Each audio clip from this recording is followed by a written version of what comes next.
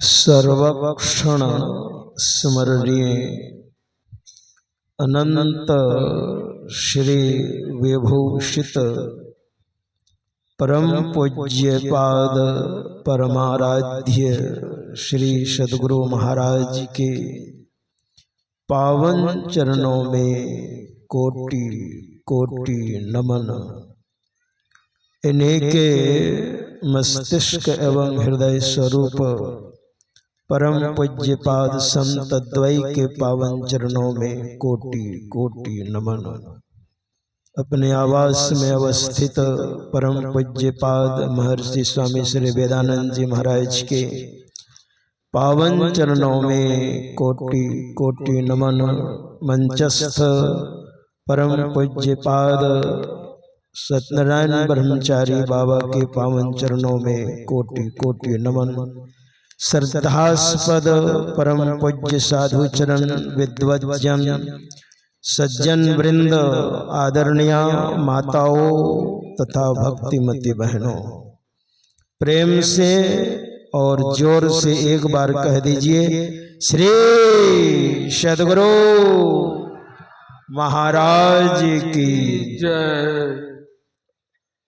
संत मत के नियमानुसार श्री रामचरितमानस से हम लोग पाठ सुन रहे थे। तत्पश्चात महापुरुषों के मुखारबिंद से हम लोगों ने प्रवचन पीयूष का पान भी किया और थोड़ी देर में भी आपकी सेवा करूंगा। नवधा भक्ति क्या चीज है? अगर आप 18 पुराण में से जो मान्यता प्राप्त ग्रंथ है, अगर श्रीमद् भागवत महापुराण को निकाल दीजिएगा तो पुराणों का सार निकल जाएगा, तत्व निकल जाएगा। और श्रीमद् भागवत में से रास पंचाध्याय को निकाल दीजिएगा तो भागवत का सार निकल जाएगा। चारों वेदों में अगर ऋग वेद को वेदों से निकाल दिया जाए तो वेदों का सार निकल जाएगा। और हमारे शरीर में 72 करोड़ 72 लाख 10,210 नाड़ियों में से अगर सुषुम्ना नाड़ी को निकाल दी जाए तो नाड़ियों का सार निकल जाएगा। और रामचरितमानस से अगर नवधा भक्ति को निकाल दिया जाए तो रामायण का सार निकल जाएगा। रामचरितमानस में जो नवधा भक्ति है, भक्ति, ये भक्ति क्या चीज है? भगवान शंकर भी भक्ति मांगते हैं। अब रामायण पढ़िए। भगवान श्री राम का जब राज्याभिषेक हो गया, 14 वर्ष पहले राज्याभिषेक होना था, लेकिन 14 वर्ष के बाद राज्याभिषेक हुआ। और राज्याभिषेक होने के बाद मांगने के लिए बहुत सारे महापुरुष आए, देवी देवता आए, लेकिन भोले बाबा आए तो भोले बाबा क्या मांग रहे हैं? अभी आप भोले बाबा के बारे में सुन रहे थे। भोले बाबा ने क्या मांगा? बार बार बर मांगो। भगवान श्री राम से मांग रहे हैं, हरसि देहु श्री रंग, पद सरोज अनपायनी, भगति सदा सतसंग। आप हमको भक्ति दीजिए प्रभु। भगवान श्री राम से कह रहे हैं, मैं बार बार याचना कर रहा हूं, आप हमको भक्ति दीजिए, सत्संग दीजिए। सत्संग भी तो भक्ति ही है। प्रथम भक्ति संतन कर संगा, सत्संग भी भक्ति है। मुझे भक्ति अच्छी लगे। देखिए भोले बाबा क्या मांग रहे हैं। भोले बाबा का प्रिय चीज क्या है? भगवान श्री कृष्ण के अवतार हुए चैतन्य महाप्रभु, जो नवद्वीप धाम बंगाल में हुए और उन्होंने कीर्तन के माध्यम से बंगाल में भक्ति का प्रचार किया है। उन्होंने परमात्मा से क्या मांगा है? देखिए मांगने के लिए भी बुद्धि चाहिए, और सात्विक बुद्धि हो, आध्यात्मिक बुद्धि हो, आपके अंदर आध्यात्मिकता होगी तो सात्विक चीज आप मांग सकते हैं, और जो सबसे उत्तम सर्वोत्कृष्ट चीज है वो आप मांग सकते हैं। नहीं तो डंडा चलाने वाले और खाद्य पदार्थ खाने वाले वो नहीं मांग सकते हैं सही चीज। एक मतलब चरवाहा था। चरवाहा भी उच्च कोटि के होते हैं, लेकिन वो दुष्ट प्रकृति का था। वो क्या करता था?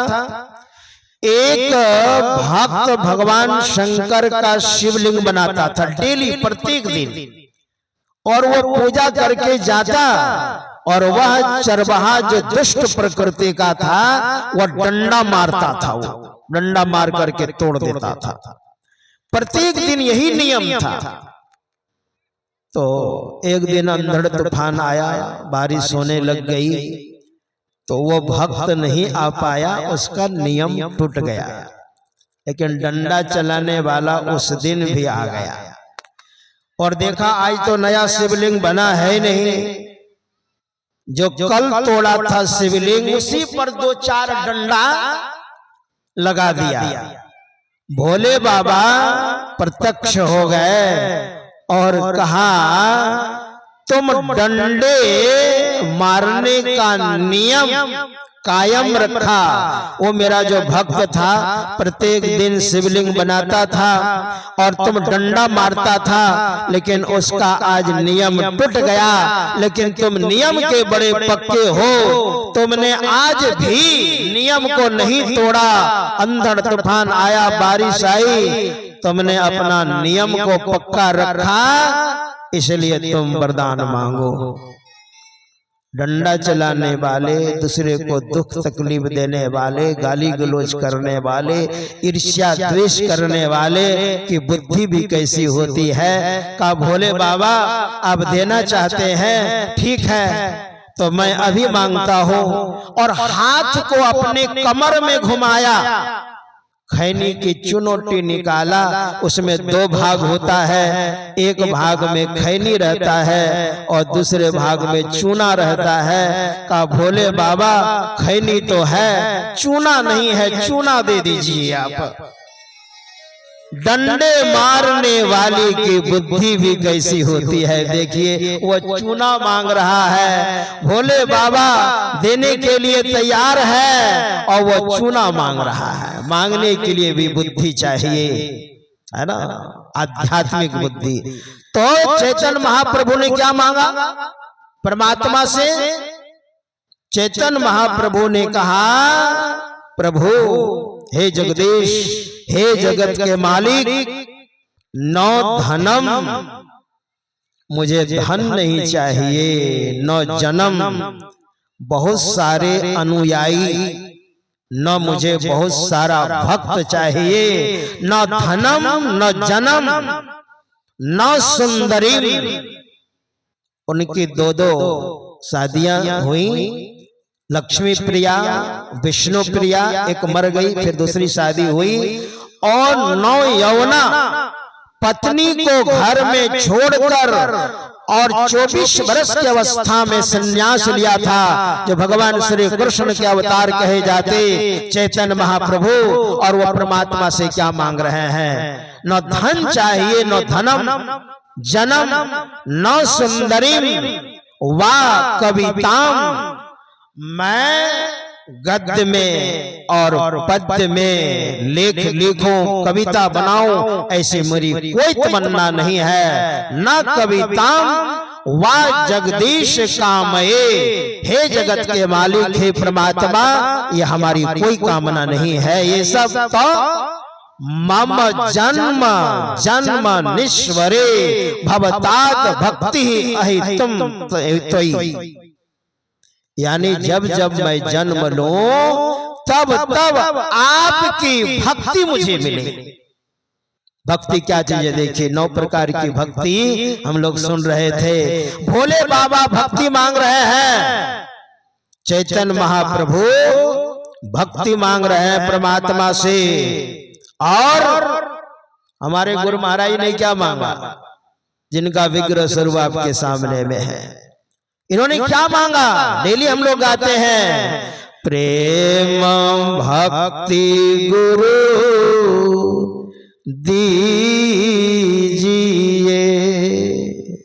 गुरु महाराज भक्ति मांग रहे, जानते हैं?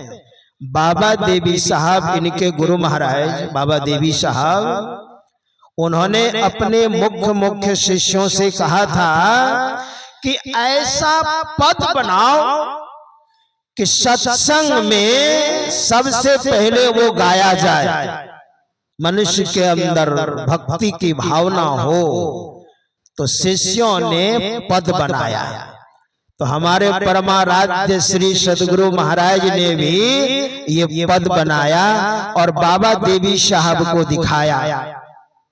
और सब शिष्यों ने जो पद बनाया ना, बाबा देवी साहब ने कहा ये सब ठीक नहीं है, अच्छा नहीं है। और गुरु महाराज ने जो पद बनाया, इस पद को बाबा देवी साहब ने स्वीकार किया और कहा यही पद गाया जाएगा। यहाँ तक कि मुरादाबाद में जब सत्संग होता था बाबा देवी साहब के समय में, उस समय भी यह पद गाया जाता था। और परमाराध्य श्री सदगुरु महाराज के गुरु भाई लोग ईर्ष्या करते थे कि इनका नाम आगे हो जाएगा, इनका यश हो जाएगा, इनकी कीर्ति बढ़ जाएगी। और यही गुरु महाराज ने कितना सुंदर हृदय से बनाया है कि प्रेम भक्ति गुरु दीजिए, बिनवों कर जोड़ी, पल पल छोहना छोड़िए, सुनिए गुरु मोरे। यही भक्ति की याचना की है, भक्ति की मांग की है। भक्ति क्या है? भक्ति चरण है, परमात्मा के चरण भक्ति है।